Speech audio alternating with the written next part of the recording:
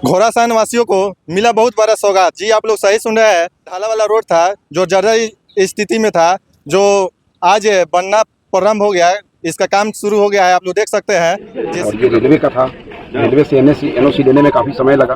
और दूसरा मेरा पूरा जिज्ञासा था कि हम इसको आरसीडी से कराएं, क्योंकि घोड़ासान ढाका से जो घोड़ासान रोड है बस स्टैंड तक, ये आरसीडी का रोड है। और उधर अम्बेडकर चौक से जो बिरता चौक गया वो भी आरसीडी का रोड है। हम चाहते थे कि आरसीडी से अगर बनेगा तो ये अच्छा बन जाएगा। थोड़ा समय लगा, लोगों को थोड़ी परेशानी हुई, लेकिन मुझे खुशी है कि एकदम 7.5 मीटर चौड़ा, ये लगभग 23 फीट 24 फीट पीसीसी हो जाएगा। और दोनों तरफ 2.5 मीटर का फ्लैंक भी होगा। ये 30 फीट का जो है लगभग ये सड़क आपका तैयार हो जाएगा फ्लैंक लेकर। कब तक उम्मीद है, कब तक कंप्लीट हो जाए? शुरू हो गया है, क्योंकि ये भेलवा और चिरैया से पूर्णिया वाला रोड नहीं ना है कि 16 किलोमीटर का रोड है कि चिरैया से शुरू होगा तब पूर्णिया के लोगों को लगेगा कि नहीं हो रहा है काम।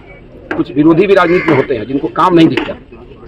अच्छा काम होता भी होगा ना तो उनको ये दिखेगा कि काम हो क्यों रहा है, इसको कैसे दुष्प्रचारित किया। लोगों का लगातार इस रोड को लेकर के मांग चल रहा था। लोग तो हमको अपना वकील चुन दिया, इसके बाद लोग को वकालत से निश्चिंत रहना, क्योंकि हम ऐसे वकील हैं कि हम वकालत करते हैं तो ईश्वर की कृपा से अभी तक हमको डिग्री मिला है। तो हम ऐसी वकालत करते हैं कि डिग्री मिल जाता है। विधायक जी, कल की घटना होने वाली थी, बड़ी घटना नहीं हुई, लोग फिर से रेल आंदोलन की तैयारी कर रहे थे। यहाँ अमृत भारत ट्रेन जो नया चला उसका स्टॉपेज नहीं हुआ। देखिए, आंदोलन स्वतंत्रता है लोकतंत्र में, लेकिन बेवजह आंदोलन कहीं से अच्छा चीज नहीं है। इस रेल खंड पर कितनी ट्रेनें थी पहले, इस रेल खंड पर क्या ये इलेक्ट्रिक वाला ट्रेन देखना कभी संभव नहीं था।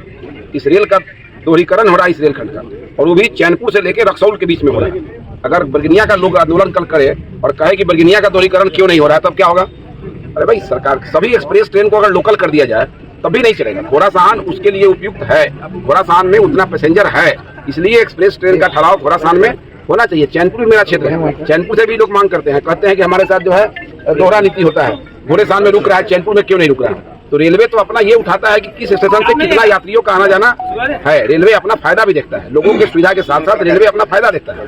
इसलिए अमृत भारत के लिए हमने रेल मंत्री जी को लिखा ही नहीं है, केवल मैंने प्रदेश अध्यक्ष जी और हमारे डिप्टी सीएम सम्राट चौधरी से मैंने बात किया है। कल चूंकि सीतामढ़ी में कार्यक्रम था और प्रदेश अध्यक्ष जी चले गए पूर्णिया, तो जैसे आज लौटेंगे कल रेल मंत्री जी को चिट्ठी जाएगा, उनका डिप्टी सीएम का भी चिट्ठी जाएगा, सम्राट जी का। और मैं तो कहा कि जिस वकालत को हम लोग करते हैं उसमें अभी तक फेल हम लोग नहीं किए, और लवली आनंद जी ने भी प्रयास किया। लेकिन पता क्या है कि अब बरगनिया बगल में है, घोड़ासान है, किसी कारणवश अगर नहीं रुका तो इसमें आंदोलन करने से ट्रेन नहीं रुकता है।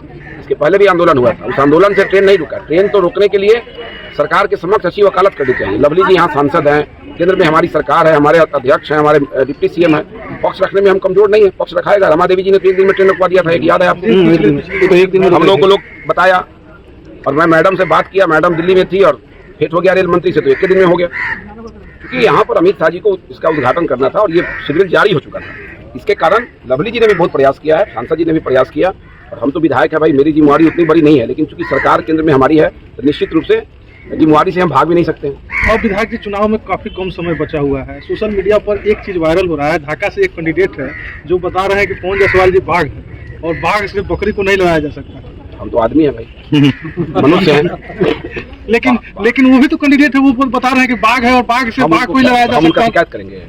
अब उनका सेंस क्या था कहने का मुझे नहीं मालूम, लेकिन हम मनुष्य योनि में मेरा जन्म हुआ है, हम मनुष्य हैं, और लोगों ने हमको अपना वकील चुना है वकालत करने के लिए। तो जो जिम्मेवारी हमको है उसका निर्वहन हमने किया। मेरा 10वां साल हो रहा है विधायक कार्यकाल का, और हमको आज तक 10 साल में किसी से तू-तू मैं भी नहीं हुआ है। 5 साल विधायक नहीं भी रहा है, फिर भी हमको किसी से तू-तू मैं नहीं हुआ। तो हम केवल वोट के लिए राजनीति नहीं करते, हम काम करते हैं और हमको फल मिल जाता है। आज तक राजनीति में मेरा वोट कभी कम नहीं हुआ। विधायक लड़ना शुरू किए 19,000 से 29,000, 42,000, 49,000, 68,000, फिर 99,759, 1 लाख हो गया। तो अभी तक तो चुनाव हारे भी हैं, लेकिन लोगों ने हमको मजदूरी दिया है। जितना 5 साल मेहनत करते हैं उसका फल 20,000 वोट मेरा हर साल बढ़ जाता है। ये बहुत बड़ी उपलब्धि है, राजनीति में यही चीज माने रखना चाहिए। और 2015 का हार हुआ, उसके पीछे कारण था, नीतीश जी अलग हो गए थे, नीतीश जी लालू जी का गठबंधन बन गया, रामपुकार जी लड़ गए थे, उनको भी अच्छा खासा वोट मिल गया था। तो एक हम लोग का जो वोट था वो बिखर गया, नीतीश जी के अलग होने के कारण, रामपुकार जी के लड़ने के कारण वोटों में बिखराव हुआ था। तो 2025 का जो चुनाव है ये दोनों चीज हम लोग का ठीक है। ये गठबंधन भी पूरा मजबूती से है, नीतीश जी सब लोग, चिराग जी सब लोग साथ में हैं, मांझी जी सब लोग हैं, और रामपुकार जी भी साथ में हैं। तो मेरा ये कहना है कि गठबंधन साथ में है, उपेंद्र जी साथ में है। तो इस बार का समीकरण पहले से अच्छा है, और मुझे कहने में कहीं शक नहीं है। जिस प्रकार का काम इस क्षेत्र में हुआ है, जिस प्रकार के लोगों में जागरूकता है, नौजवानों का जिस प्रकार सहयोग है, इस बार का चुनाव पहले के जीत की अपेक्षा 3 गुना ज्यादा होगा। चुनावी कैंपेनिंग का शुरुआत कब से हो रहा है? तो 5 साल कैंपेनिंग करते हैं हम। तो वो व्यक्ति ने चिंता करेगा जो चुनावी भर कैंपेनिंग करेगा। हम तो जो काम करते हैं पहले से करते आ रहे हैं, इसलिए हमारे चेहरे पर आप कोई शिकन नहीं देखिएगा। चुनाव का फांद मिल जाएगा तो पवन जायसवाल ऐसा ही मिलेगा आपको। हम उन लोगों को दिक्कत है जो पहले से चुनाव से मतलब नहीं रखते हैं, मतलब केवल चुनाव के समय चुनावी तैयारी में आते हैं। उनको हम तो काम करते हैं तो मेरी तैयारी हो ही जाती है।